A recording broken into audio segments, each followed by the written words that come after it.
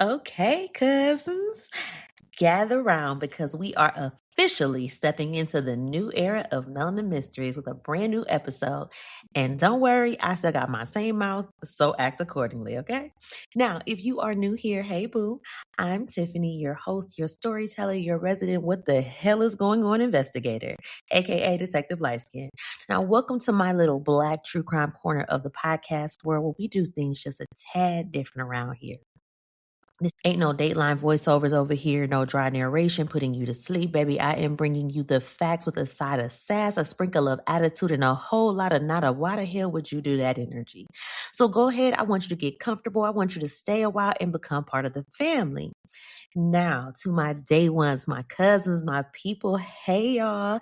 I have missed y'all. It is time for our weekly shenanigans. I hope y'all had an amazing weekend and are ready to start this week off right.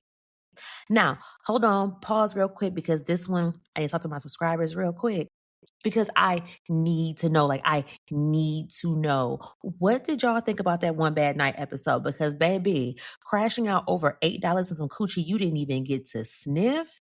Diabolical. Just straight criminal behavior before the crime even started. And I mean, if you're sitting there confused, like, what episode is she talking about? Oh, child, you missing out.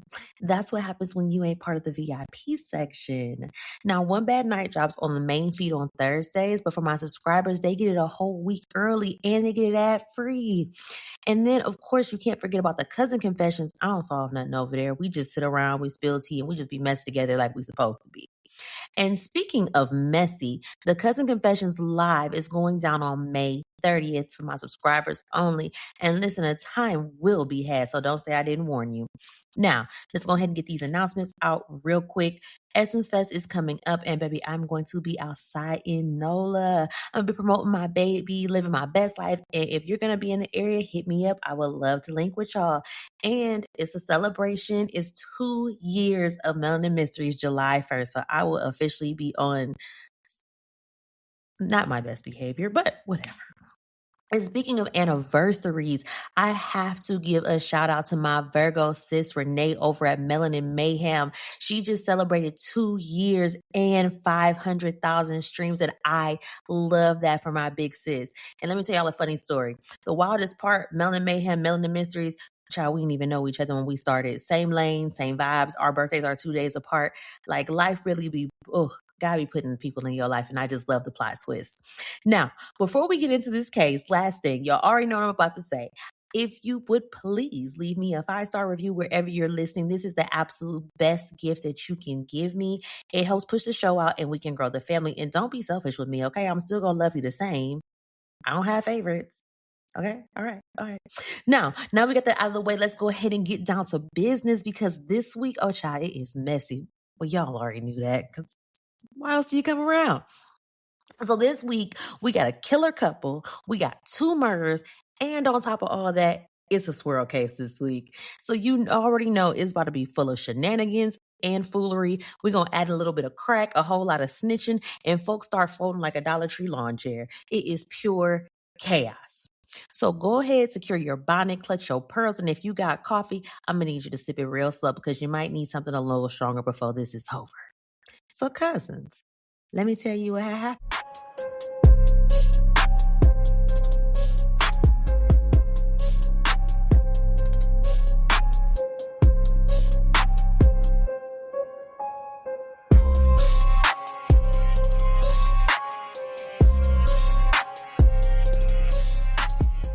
Okay, I got married young. Too young to really know any better. I ain't really have much family, nowhere to go, nothing to fall back on. And his family, they took me in. They wrapped me up like I was one of their own. And yeah, it was cute for a while. But let's be for real. Just because somebody helped you don't mean you owe them your whole life. I grew up, I changed, and then I got tired. Tired of being needed every second. Tired of the sickness. Tired of feeling like I was tied to somebody who was already halfway gone. Like, damn, am I your wife or am I your nurse? I wanted out. It was just that simple. Out of the marriage, I wanted out of that house. I just wanted out of that whole life, but he would not let me go. And I don't like feeling stuck. Never have. So when I met somebody who made me feel good, who didn't need me, didn't drain me, didn't come with all that baggage, I mean, for once, I went ahead and I chose me. And my husband, we're not gonna act brand new like he already had one foot in the grave. Everybody knew it. So honestly, I didn't really feel like I was taking nothing from him. If anything, I sped things up. I did him a favor and myself one too. Now my best friend, she should have minded her business. I never really planned on doing anything to her. Never. That was my bestie. But for real, she got nosy and started asking questions, putting pieces together like she was damn Detective Olivia Benson. And see, that right there was the problem. When you get too close to something that don't concern you, you become part of it. And she became part of the problem. So I handled it. And now we're here. So we are in Flint, Michigan, a little bit outside Flint, Michigan. November 14th, 1997. It's cold as hell outside. You know that Midwest cold that make you question why humans even live there? Yes, because I've been questioning that for a long time. Why I brought my ass back from Texas, I couldn't tell you. And we got these fishermen, probably ice fishing, which again sounds something like something they do. Not us. But anyway, they walking through this park, just trying to get their little fishing spot together. And one of them notices a blanket on the ground. Now, at first, they like, that's weird. I mean, not crazy. People leave stuff around all the time.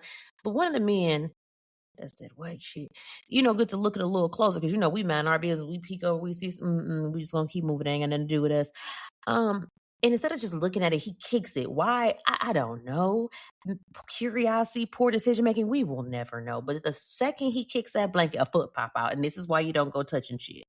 Not a shoe, not a mannequin. Yes, it was a real human foot. Instantly, he like, oh, hell no. I did not sign up for this shit today. I was just trying to go ice fishing. Because now you got a body, a dead one, and it's just laying there in the park.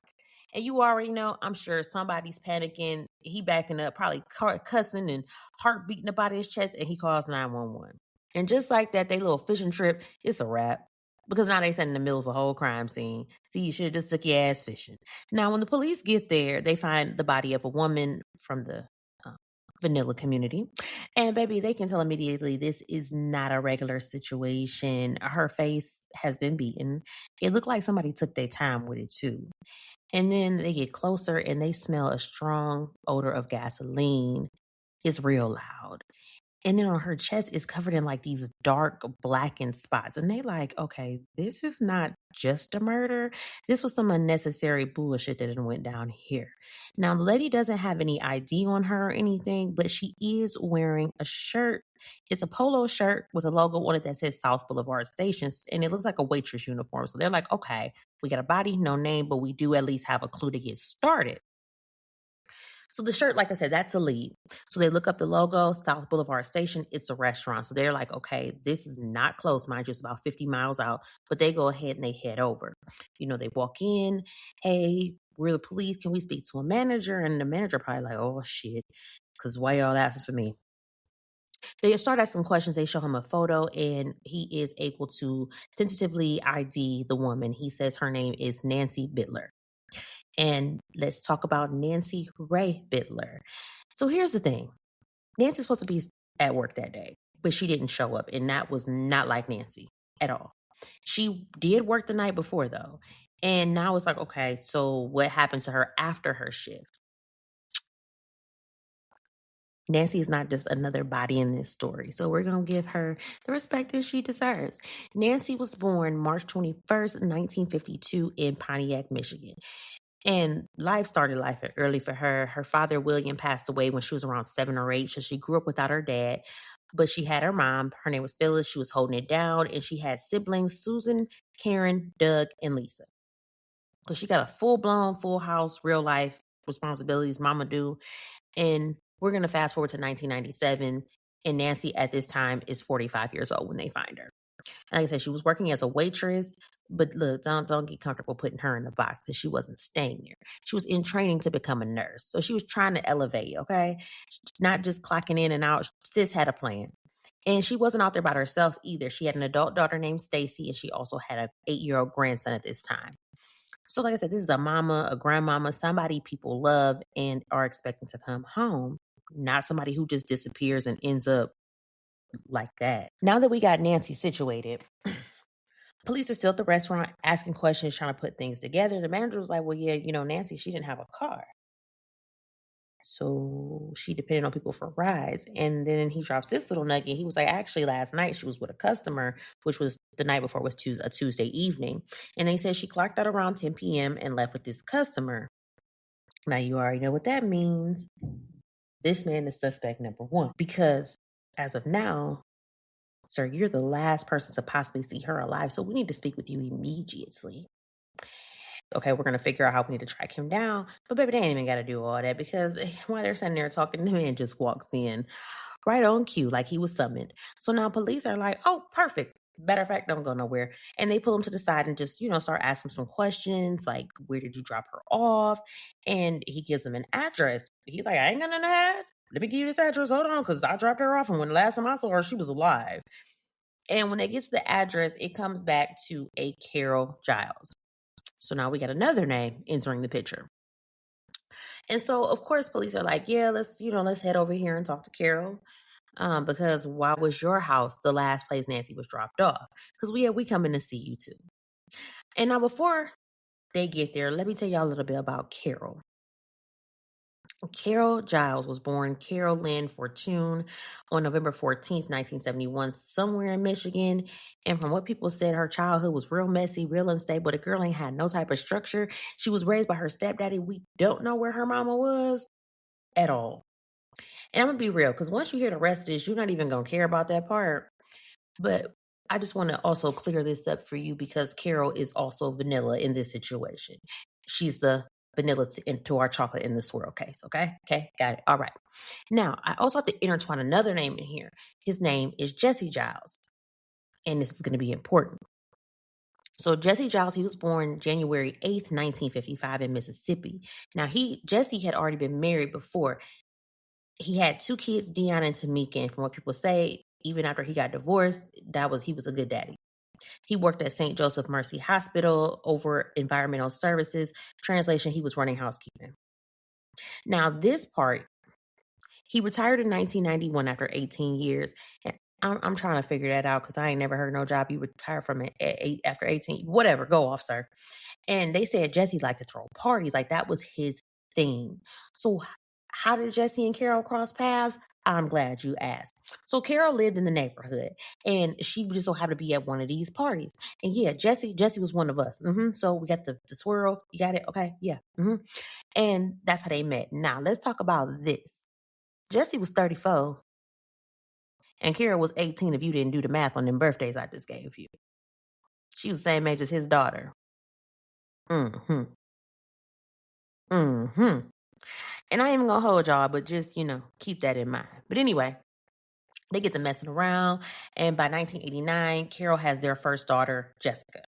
Then in May 1991, they have Jesse the third. And June 1994, they get married. So now they're out here looking like a cute little swirl family, their little biracial kids. And you already know, it's never that simple. Never. So by 1996, this is where shit starts to go downhill. Jesse ends up having a stroke. And it's not one of those, he'll bounce back in a few weeks. No, he fucked up. And he needs help with everything. There's physical therapy, there's meds, there's constant care. And on top of that, he's diabetic. And then I got to slide this in there because it actually is very important. So don't come for me. But they said Jesse was a big man. And I mean, not big bone, not husky, baby. They said this man was close to 500 pounds. The court documents said that. So all of that together, this man's health is hanging on by a thread. And guess who got the whole thread wrapped around her neck? Carol. She's doing it all. She's giving the insulin shot. She's doing the cooking, the cleaning, the keeping track of the medications. Like, she's a whole nurse on payroll. She's taking care of the kids. She's trying to keep her house afloat. And mind you, the girl is like 25, 26. Like, she's still young. So we can't forget that because she's barely figuring life out at this point. And now she's responsible for a sick husband who can't even get out of the bed sometimes. And if I don't know what will break a person down, but shit, that will. And then on top of that, their finances are taking a hit, right? So shit is tight around the house. You got medical bills, you got less income, more stress. And Carol, she goes ahead and she actually gets a job at the same hospital that Jesse retired from. And I ain't trying to be funny, it's probably a need for money and the fact that she needs to be about this house sometimes. She needs to breathe, have some air, because her life is giving caretaker 24/7 with a no clock out time. And then the health issues, they just keep stacking. They said, like I said, sometimes Jessie couldn't even get out of the bed. And I'm sorry, but we got to be real. Carol was not a big woman. She was very small, and she's not lifting a 500-pound man. Now, he's stuck, she's stuck, and the whole situation is heavy in every sense of the word. Now, fast forward to September 28th, 1997. Jessie has a heart attack, and he dies. Now, on paper, checks out, stroke history, diabetes, weight. Medically, it makes sense. But something about it, it just don't sit right. But we're going to circle back around to that later. It's a little too, convenient. And all I'm saying is, when life removes a problem that cleanly, I start asking questions. Because that was a lot off Carol's plate overnight. Now, somewhere in all of this, before Jessie passed, Carol meets Nancy. Now, depending on who you ask, they either met at the hospital or they met at the bar that Nancy worked. I got varying reports, but either way, they crossed paths. And like I said, they just clicked. And it makes sense. Nancy's older, she's more stable, nurturing. And Carol, she didn't have a mother figure. So it's giving Nancy stepped into that role, not just a friend, but more like a mama. They're like family. They got close. Nancy's helping Carol with the kids, picking them up from school, babysitting. Her grandson is playing with Carol's kids. So they're basically blending households at this point. And when Jessie suddenly dies, now Carol is a widow with 2 kids trying to keep it all together. And like a real one, Nancy going ahead and stepping in. She's like, girl, you're not about to go through this alone. And she's like, look, I'm going to move in with you for a little bit. I'm going to help you out, support you, help you with these kids. Like I said, she was a real one for that. Now, because, everybody ain't stepping up like that. That's a friend. But baby, sometimes the people that you let in your house be the closest thing to your downfall. So, okay, back to the night, police pulling up on Carol. So they pull up to her house, and baby, when I tell you, she opened that door like she was expecting company, talking about some, hey, officers, how y'all doing? Y'all all right? It's cold out there, ain't it? Why don't y'all come on in and get about the cold? She was real sweet, real soft, that white woman hospitality that make you almost forget why you there. Like, if she could have offered them some cookies, I wouldn't have been surprised. So now they're like, ma'am, have you seen Nancy? And Carol, without missing a beat, she's like, yeah, I seen her. And, she talking like real smooth too, like this ain't her first time telling this story. She's like, yeah, Nancy had came over. She had came back the other night. The kids were upstairs asleep. I was downstairs, but look, my boyfriend Tim was here, okay? And they like, And she was like, but they had gotten into a little argument or whatever. And they're like, well, girl, what argument? And she's like, but it wasn't a big deal. But Nancy left. She went to go to her mom's house because her mom lives close by. So, no, we didn't think nothing of it. It wasn't no big deal. She's just standing there cool, calm, collected. Like all is well, She was just like, I just figured, she was standing over there. That's not unusual for her. And they're like, okay. And I know she probably hit them with a little shrug too. Like, you know how it is. No, we don't. So the police are like, okay. I guess it's sounding real neat package. But while she talking, they eyes roaming around, scanning the room. And then one of them spots it like it's just sitting there paying rent on a table in plain sight. A whole ass crack pipe. Ma'am, what is going on here? Because you mean to tell me while you sitting here giving Betty Crocker meets PTA mom energy, you got a whole crack pipe out there like it's a centerpiece? Ma'am, please pick a struggle. Because everything you just said, it just went in one ear and flew straight out the goddamn window. So now they spot this crack pipe, and baby, they can literally see Carol start malfunctioning. Like her whole system start glitching. They like, ma'am, are there any drugs in this house? And she instantly like, not in the house, but come on, Stuttering Stanley. Girl, if you don't pull it together, because why are you folding this fast? And instead of just, shutting up, she goes, I got some crack and a gun in my car. Lululemon's performance-driven fabrics and designs are made to help you feel great, so you achieve more on the mat, in the gym, or on the trail. So it only makes sense to bring that innovation to your everyday life, too. Introducing Easy 5 pants. Dynamic, structured, unrestricted. Easy 5 is the brand new 5-pocket pant, raising the bar on everyday performance. Lululemon. Athletic innovation for everyday life. Shop now, in store or online. Damn. In your car? The police are in your living room. Baby, I would have played the hell out of Crazy So Damn Fast. Crack? Sir. I don't even know what that is. Is that a new app? I deny, deny, deny. But not Carol. Not Carol. She talking like she getting paid per confession. And they already like, yeah, this ain't looking too good for you, friend. Because, girl, Nancy, your girl, she talked too much. And y'all know what happened with loose lips. They sink ships. And in her case, they'll sink your ass too. And on top of all this, like I said, she's stuttering, she nervous, child shaking like a leaf in a hurricane. Like she got a secret doing jumper jacks on her chest. And girls, please stand still. That's that crackhead shit. So police are like, yeah, no, let's go ahead and make our way down to the station. Because at this point, you're making us uncomfortable. And I know they had to be confused. Like, now, how we end up in a white crackhead situation today in this neighborhood? This was not on our bingo cards. So they take Carol down to the station, sit her down for an interview. And child, listen. I know I already told y'all this girl talk too much. She don't even wait for them to like press her or anything. She just sit down like, okay. So, I wasn't being all the way truthful. Ma'am, why are you confessing your sins like you're at the church altar call? Nobody asked you anything yet. She's like, well, what had happened was, and I'm just like, Lord Jesus, here we go. She's like, okay, so I was hanging out with my new man Tuesday night. His name is Tim. And they like, And like I told y'all, him and Nancy had got into it. And they like, okay. They sitting there with their handy dandy notebooks, taking notes. Okay. But first thing first, who the hell is Tim? And let me just remind you of this timeline. Remember, Jesse died September of 1997. It's November 1997. So I know y'all sitting there like, well, damn, she moved on fast. Real fast, like Speedy Gonzalez. But look, let me tell y'all, let me give y'all this Tito for real. Tim ain't new. No, Tim been around for at least a year. And allegedly, they said Jesse knew about it.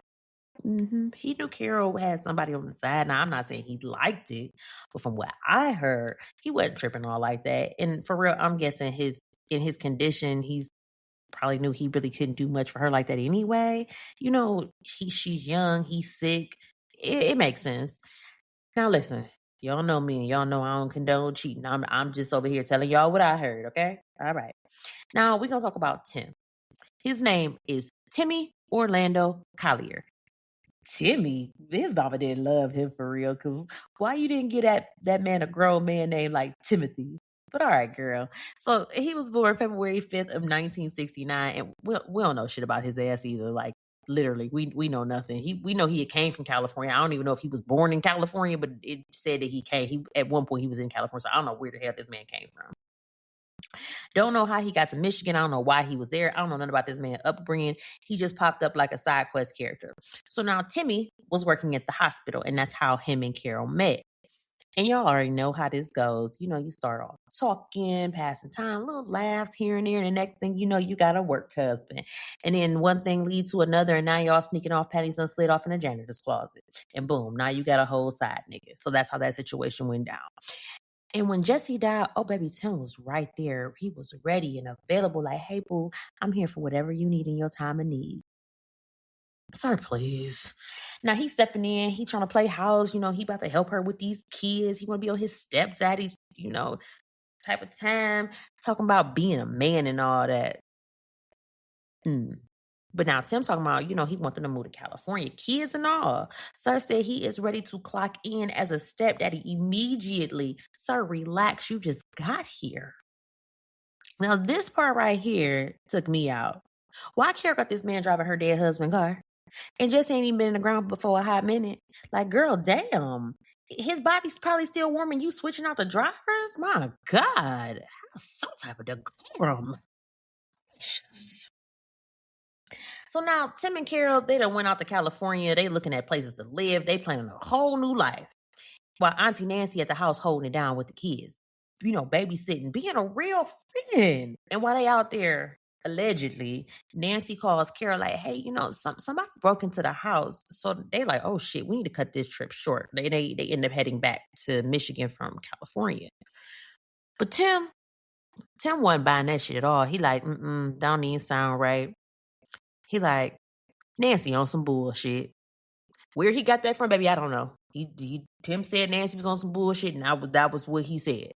And he ain't like that shit. So he was like, you know what? When I get back, yeah, I'm going to address that shit. Why is you pressing Auntie Nancy? She ain't even did nothing. She holding it down so y'all can be gallivanting around California or whatever. But when they got back home and then Nancy got back home, he was like, I'm ready. And he was like, yeah, we need to talk. Because he said that Nancy stole some shit. Now, mind you, nobody said Nancy confirmed some shit. But in Tim's mind, she's guilty. So Carol was like, well, look, I came downstairs and I walked into straight up chaos. She like, look, Nancy was on her back, spread eagle, arms tied up with some pantyhose. Pantyhose? And y'all couldn't find nothing. Never mind. And she said Tim is just beating her. Like, this man is fully going off. And she said this man even backhanded Nancy with a gun. Like, sir, you're already winning. Why are you doing all this? And if that's not enough, he goes and gets a towel. He soaks it in bleach and he starts to smother her with it. What the fuck? Sir, what in the chemical warfare is going on in this house? And Nancy's fighting for her life. And then she stops. And just like that, it's over. And what your bitch ass doing, Carol? That's supposed to be your best friend? You ain't said nothing. You ain't jumped on the nigga back. And did I mention Tim was one of us? Yeah, he a nigga. He one of us. I don't think I mentioned that, but yeah, he's one of us. Hence the swirl. Nancy or Carol has a type. Carol has a type. You just gonna let him take your friend down like that? You just ain't do nothing? What type of friend are you? That woman's been taking care of your kids, helping you, doing everything that be doing. Man, okay. And like I said, this escalated from 0 to murder in 2.5 seconds. But it didn't stop there. Because according to Carol, Tim turns to her like, if you say anything, I'm going to kill you too. How did we get here? Okay. Now, Carol says that he forced her to clean up. And this is where you got to decide if you're going to jail tired or not. Because why are we helping? But anyway, they go ahead and they clean up. They load Nancy's body up into the car and they drive her out near Flint, Michigan. And this next part is just fucking pure stupidity. It's some crackhead shit because y'all know they don't be thinking. So they pour gasoline all over her body in the blanket, and then Tim tries to make a trail of gasoline, thinking that if he light one in, it's going to whoosh down the line and set anything on fire. Sir, this is not Looney Tunes. It don't work like that. But like I said, it's some crackhead shit. So expectations are already low. You know, crackheads, they got to be paranoid, irrational, and loud, just wrong. So Carol, like you, he was tweaking and he wasn't thinking, just doing whatever. And you know, when his little science experiment don't work, he just panics. He gets back in the car, him and Carol, and he drops Carol back off at the house talking about he got to go lay low, figure out what he was going to do next. Oh, so now you want to think. Now you want to regroup. How we could have not regrouped before we killed this lady? What you going to tell the kids? They going to wake up in the morning looking for Auntie Nancy because, yes, the kids were at home asleep when all this went down. And let's say this whole situation went straight to fucking hell. Now, y'all are not going to believe what happened next. Because I'm sitting here like, I know you fucking lying. Because remember, Carol just sat here and basically told these people, yeah, there was a murder. Yeah, I was there. Yeah, I helped clean it up. Yeah, we dumped the body, all that. So you would think the next thing that would come after this is cuff her ass, right? Like, girl, stand up, turn around, hands behind your back. You're not passing go. You're not collecting $200. You're going straight to jail. No, that's not what happened. Because if this was one of us, you already know we would have been on the ground so fast, our edges would have slid off. Charge, book, mug shot ready before we think, be on that blasted page on Facebook. Yes, that would have been us. But no, not Carol. Yo, they put this lady in protective custody. Who were protecting her from who? Who are we protecting her from? Ma'am, you were at the crime scene. I'm sitting here like, so we protecting accomplices now? Okay, cool. Got it. Yep. So they're like, all right, we're going to keep you safe while we go find Tim. keep her safe from what? But they like, okay, apparently that's the priority right now. And Carol Pie is sitting over here like, whew, my white woman tears worked. Meanwhile, I'm like, yeah, this, it would not have went like this for one of us, child. It would not have. No, be for real. To make this even messier, Carol tells them that Tim's still driving around in Jesse Cadillac. I'm so disgusted on so many levels. And, while Carol's over there living her best little protected life, safe, warm, probably got her some fuzzy socks, a blanket, maybe a little juice box. Sis just cozy. Meanwhile, police like, we need to go search this house. I'm so stressed. I really am, because we would be all over that smack page, child. Our hair a mess. They done made us take our wig off. And she's sitting there with her feet kicked up somewhere, chilling at a hot meal. I can't. Okay. So the police they gotta go search this house because they like we need to get the whole story. So by now it's Friday. They pull up to this house. They ready to go through everything, and look who just happens to roll his crackhead ass up. Here come Tim. Baby, the timing is immaculate. Like, sir, you couldn't have picked the worst moment to pull up. And he just pulls it like everything's normal. I think he about to go inside. The police like, oh, perfect. Yes. Come on with us, sir. Come on with us. He just delivered himself. Signed, sealed, delivered. All right. So they go ahead, they cuff his ass immediately. They didn't cuff Carol. They said Carol left and she got to go to protective custody, but they cuffed his ass. Anyway, talking about, yeah, we're going to go ahead and take a ride straight down to the station because, baby, we got questions. They get him down to the station and, he real cool. He calm, collected. Now, I don't know if he been here before or like he just knows that, shut the fuck up is free and he's using it today. They say he was sitting like he had all the time in the world. He got a little smirk on his face. He real cocky, arrogant, like, y'all ain't got nothing on me. And they like, oh, okay. They was like, yeah, so Carol told us everything. She said you killed Nancy. Now you see that right there? That knocked the cool clean out of his ass. Because he was like, hold up, wait a goddamn minute. Wait. Now, because who you know? You got a white woman saying that a black man then killed a white woman. Oh, he already know they're about to hang him by his pinky toes. He like, wait, hold up, wait, this ain't what you think it is. Hold on, wait, woo, hold up. And he like, okay, let me tell you. I got something to tell you. Like, I'm gonna tell you my side of the story. I'm telling you, these people, they get to stuttering all over the place. He was talking like his life depended on it. It did. Sir started running his mouth so fast you would have thought it was a Black Friday sale on confessions. Slow down. You flip that script quick. Uno reverse in real time. The detective probably sitting there looking at each other like, wait, now hold on. So Tim like, let me tell y'all what happened. He like, I'll tell you about Carol. He like, look, Carol was the one tweaking off that shit. She thought Nancy was stealing, and then out of nowhere, she just attacked her. He like, I was just sitting there watching. Y'all, it was a TV show, or how did this go? You were just watching like your favorite show was on? And then he like, look, and then Carol went and got a syringe and some battery acid and started injecting Nancy all over her body, trying to get her to confess. Now, that explains what those black marks were that they saw. So then they like, okay, all right. And he like, and she the one who got the towel and soaked in bleach and suffocated her. Now I'm sitting here like, okay, so which one of y'all niggas is lying? Because both y'all sound crazy as hell. Battery acid, suffocating folks with bleach. What the hell do y'all have going on?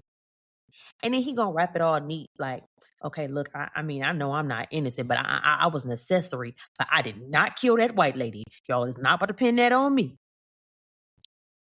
Okay, but you just admitted just enough to sound believable, but not enough to go down for a main charge, but we don't know. So now we got two crackheads, two different stories, one dead woman, and baby, this case is a hot ass mess. I know police is probably stressed. They like, all right, man, these folks done ran their mouth. Let's go check this house out. Because one thing about it, the evidence don't lie. So they go back, and this time they got a warrant. So they like, okay, we coming in. They start at Carol's car. They pop that trunk, and baby, it's already looking nasty. Gas can is just sitting there stained up. It done been somewhere it ain't supposed to be. And right next to it is a whole container of battery acid. Interesting. Now wait, because didn't Tim just say something about battery acid? They like, yep, okay, somebody lying, but somebody also telling a little bit too much the truth. And when they get inside the house, they like something ain't right. Like you ever just walk into a place and that it just feel like something ain't right. So they go ahead, they go down into the basement, and baby, there is blood on the wall, splattered. It ain't even been wiped down. Did y'all even bother to try and clean up? Y'all, it just looked like a violent scene, like somebody was fighting for their life. Y'all just, it never occurred to nobody to clean up. That's that crackhead shit. But then they like, okay, so they start moving through the house. They get to the garage, and something tell them to like look up, because criminals always think if I put it up high, nobody gonna see it. So they look up in the rafters, and y'all, it was a whole ass mattress up there, soaked in freaking blood. Y'all didn't burn that, didn't throw it away, didn't cut it up. Y'all just lifted it up there like it was Christmas decorations. Come on, yeah, we'll deal with that. Like, y'all are horrible criminals. Y'all leaving evidence just everywhere. Anyway, I'm not condoning murder or violence. Just saying. So the evidence is loud. It's screaming, pointing fingers, and the police are standing there like this was not an argument. This was not she left and went to her mama's house. This was a full-blown attack in this house, and both of y'all are done. Because the house just snitched harder than both of y'all ever could combine. So they come back to Tim, and he was just like, you know what? I need a lawyer. And I ain't even mad at him for that one, but you asked too late. But so they go ahead and they put him on ice. Now, police like, all right, bitch. Let's go get Miss Little Cozy Protective Custody herself. So they go pick up Carol from her little women's shelter situation. And I know she was just in her just comfortable, probably wrapped up with a blanket, feet kicked up, sipping some apple cinnamon tea. Ma'am, you are supposed to be under pressure. Stress the fuck out. So they go ahead and bring her in for round 2. They sit her down, and what does she do? She starts telling that same tight-ass story that she was telling before, word for word. Like she was reading from a script she printed out at Kinko's. So the detectives are like, ma'am, okay, we're not doing this. Please stop playing in our faces. We ain't got time. We tired. Because at this point, they got evidence, Tim's version, his version, her version, and they like, Tim the snitch. They like, he said, he told about that battery acid, all of it. And baby, when I tell you she cracked, when they say that lady's face was probably white as a sheet, matter of fact, she didn't even crack. She exploded like a can of biscuits you forgot about in the back of the refrigerator. Pop, gone. Now here come the theatrics, the white woman tears, the snot, the hiccup crying, the face all twisted like she just remembered she left the stove on in hell, full on Academy Award pending. And she's like, okay. I'm going to tell you the truth. Girl, you didn't tell the truth 2 times ago. So she's talking and fast, tripping over her words, and she like, okay, Nancy got killed because she might have overheard a phone call between me and Tim, and during this phone call, Carol said, quote, well, I'm the one that killed Jesse. Ma'am, what? Why are you You're self-snitching like you got a point to prove. Who raised you? You are telling on yourself in surround sound. And at this point, the detectives are probably like, go on. Go on. You're just going to give it to us? No work required. Okay. Come on. We'll keep going. So she said Nancy heard something basically she wasn't supposed to hear or know. And instead of saying, Carol just saying, girl, mind your business. Or maybe you shouldn't have been talking about it while somebody was in the house. But again, these are crackheads. And instead she said, you gotta go. This ain't just messy. This is just fucking stupid. Because you didn't just commit one crime. You're stacking them, narrating, and then confirming them like you get paid per confession. And now it all makes sense because Jesse's, quote, convenient death, Tim popping up right on time, Nancy moving in, and then suddenly Nancy's gone. And baby, she is just sitting there with them white woman tears. I'm talking crying and shaking and her voice trembling. Just goddamn dramatic. Man, pull it together. Pull it to fucking together.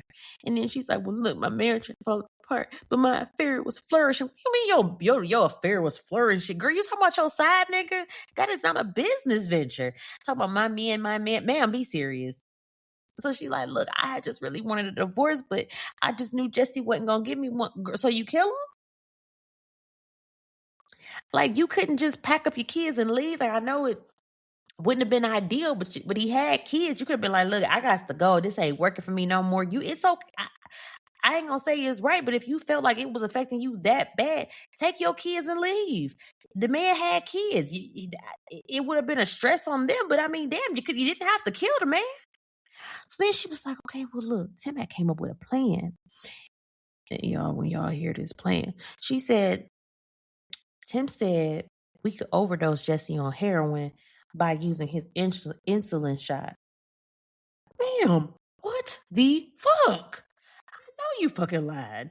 Because what type of back alley crackhead chemistry experiment is this? Y'all just mixing drugs like it's a smoothie and you thought wasn't nobody gonna question it? I am over here sick. So, like I said, Jesse did not just conveniently pass away. That man was handled. She said she did it while Tim was on the phone instructing her. And Nancy just so happened to hear too much and she had to go. That's nasty work. So at this point, the police are probably like, God damn it, we done heard enough. Let's wrap this shit up. Charge both of them. Tim, Carol, they both caught 2 counts of first-degree murder. 1 for Nancy, 1 for Jesse. It's a wrap. But wait, because it gets worse. Because now they got to go back and confirm what Carol just said. So what they got to do, they got to go dig Jesse's body back up. They had to exhume that man's body because some idiot didn't even do a fucking autopsy when he died. They just looked at him and was like, yeah, that shit was a heart attack. And I bet you it was because he was black. I bet you. I'm sorry. It was because he was black. They was like, he fat. They said he had diabetes. They said he had a stroke. They was like, no, just go ahead. We about to spend our money doing that. It was because he was black. Had he been a white man, it was because he was black, and that's what I said. So somebody signed off on that paperwork. They closed the file and buried him. Like, I really need y'all to be serious. So now y'all got to go back, pull this man about the ground because y'all ain't do y'all job the first one. What type of caskets do they use for somebody that's 500 pounds? Do anybody know? That's not the point. Y'all, this case was straight negligence, chaos, and just foolishness all wrapped up into one. Because at this point, both of them, they're cooked. There ain't no bond. So they were sent straight to Oakland County Jail. Wasn't no hugs, no I'll call you later. Maybe she wasn't going back to the little comfy protective custody. Sit your ass down. And like I said, they didn't waste no time exhuming Jesse's body. They pulled him up that next week, November 1997, pulled immediately. Because they like, okay, we got to check. They do a full autopsy. They didn't do those shortcuts. No, he big, he sick, must have been his heart. No, they actually did their job this time. And baby, when that report came back, it smacked everybody in the face. She wasn't lying. Jesse didn't die of a heart attack. That man died from a heroin overdose. That man died from a heroin overdose. And it gets even nastier because they said when that heroin hit his bloodstream, it converted straight into morphine. So y'all stupid ass, that little plan y'all thought was cute and nobody was going to question it, busted wide the fuck open because science was like, y'all tried it. And you would have got away with it if you had shut the fuck up. How about that? You could have got away with it. Now you got 2 life sentences. I mean, I guess it don't matter if I never, So anyway, now everything Carol out here casually confessing and then Tim trying to tap dance around it, they can't debate it no more. Jesse was killed. Y'all planned it. You executed it. And then you try to bury it quick like y'all was trying to hide a receipt. So of course, both of them stand there and they say not guilty. You didn't already confess. What are we wasting time for? Can y'all please stop? Why are we wasting time? Why? After Carolyn gave a whole goddamn TED talk, Tim didn't confess. He said he was an accessory to battery. Why are we going to trial? I don't understand this. So they was just like, you know what? Y'all insist on going to trial. Y'all ain't about to waste no more of our money. Y'all doing a joint trial. We doing 2 juries because both of y'all lying like y'all competing for a prize. And I know they had to be mad as hell. Can you imagine we done committed this crime together? Now we both sitting here in cuffs. Now I'm sitting over here questioning my life decisions. I'm looking at you across the courtroom. I'd be cussing you out every chance I get. Every time they look over at me, I'd be sitting there side eye. I hope we would sit at the same table because I'd be kicking the shit out of you. But that's their own fault. I'm not committing a crime with nobody because I'm scared to go to jail. Y'all know that. So like I said, we have the assistant prosecutor as James Haluska. The medical examiner was LJ Dragovic, and baby, they got to work. They did do two separate trials though. I guess because it was two different dates. These were two totally separate incidents, so they did them on two totally different dates. In June of 1998, they went to court for Jesse's murder. Everything gets laid out, the affair, the plotting. And the crazy thing is, there was not a mention of money. There was no mention of money. So it wasn't like Carol killed him for an insurance policy. No, she just wanted out, which is, again, why you could have just got your shit and left. So that was the motive. She just wanted out of her marriage. I said, I can't even say she did it because she wanted an insurance policy. No, she just wanted out. And then they talked about the dumbass plot about let's mix heroin with insulin like we scientists plan. And like I said, they brought up the ME, testified about the autopsy. Yeah, it was a wrap. Guilty, both of them. They got life with no parole, which I already slipped up and said that. And then Nancy's trial, they took them right back. September 1998. They was back in court. Like, y'all could have saved the taxpayers money on this one. Y'all could have just did this all at one time. But they said that it was even worse. Like the things that came out during the trial were like, it just made it even worse. Like they say after they killed her, they didn't immediately dump her body. They left her there for over 24 hours. Mind you, her kids, again, were still in the house and they were 6 and 8. And I'm sure they were like, where's Auntie Nancy? Where's Auntie Nancy? And that poor lady's body, after you have tortured her and beat her and suffocated her, you have these children upstairs sleep, and y'all left that lady's body in the house for over 24 hours, and y'all slept in that house with a body that you with a body, and y'all just walking around, and that is disgusting. And that's evil. So Sergeant Messina, he was actually the lead detective on the case. He gets up there on the stand. He lays out Carol's confession. We ain't want to hear this shit. Then here come her lawyer talking about, oh, we want to get her confession thrown out because it was given under duress. Shut up. Because your client, first of all, gave a confession. But then it gets even worse. This is what I'm talking about. What the fuck type of lawyer then allows her, after you said you want the confession thrown out, you let her get up on the stand, and what does this dumb bitch do? She confesses again. Yes. She confesses again. Yes. Yep. And at this point, she's not the defendant. She is the co-prosecutor. You are helping build the case against yourself. What did you hope to get up there and do? You thought if you was going to get up there and be like, yeah, I killed my husband and I killed my best friend, and maybe I cried some white woman tears, y'all going to let me off? No. No. Then Tim gets up there. This is a whole fucking circus, right? Talking about she did it. Then he like she did it. He like, no, she did it. And it's all back and forth. The jury was over it. I'm over it. I'm sure y'all over it. They deliberate for 2 hours. That's it. They come back like, yeah, fuck both y'all. Guilty, life, no parole. Again, stamped. We're done. Stop wasting our time. Like I said, y'all could have wrapped this up in one damn case. I don't even know why I need to go to trial. Wrap this shit up. So fast forward to 2001, here comes Tim talking about an appeal, talking about his rights was violated, talking about he was coerced. He talking about I was tired, I was high. Whose fault is that? You should have been high. You should have took your ass to sleep instead of binging crack. Was you high when you was committing the crime? He probably was. It don't even matter now. Court said we don't give a goddamn. Sentence affirmed. Sit down. He filed another appeal. They stop wasting our damn time. No, you're not getting out. And then Carol, she following behind her man. I don't know if they were communicating. I doubt it. But she went ahead and she filed an appeal talking about my statements weren't voluntary. Ma'am, you got on the stand. You looked them people dead in the eye and you told the same story again with feeling, tears, and details. You didn't just confess, you performed. Make this make sense. How many times you got to get up there and say a story and then come back and say, oh, no, it wasn't me? Well, who was it? Was it a... Okay, so anyway, as of 2026, Carol is sitting her stupid ass over at the Huron Valley Women's Complex, and Timmy, yes, Timmy, because I'm never letting that go, is at the Thumb Correctional Facility, and the only way either one of them is leaving is flat, zipped, rolled out, because this wasn't just bad decisions. It was just reckless. It was loud. It was sloppy. It was self-snitching chaos. Y'all didn't just commit crimes. Y'all narrated them, confirmed them, reconfirmed them, then took the stand and remixed them. This wasn't a mystery. This was a confession tour with evidence to match. So, all right. Child. Whew. Y'all gotta forgive me. These cases be taking me out. Like, I don't understand. Um, like, it's one thing like when I'm researching them, but when you start speaking about it, like I get so fired up, I get so aggravated because I'll be like, this don't even freaking make sense. But anyway, now it's time for the vibe check. Child, I gotta get out of here. So this week's song was She Knows by J. Cole. And if you listen to it, if you're not in the Facebook group, I always link it there.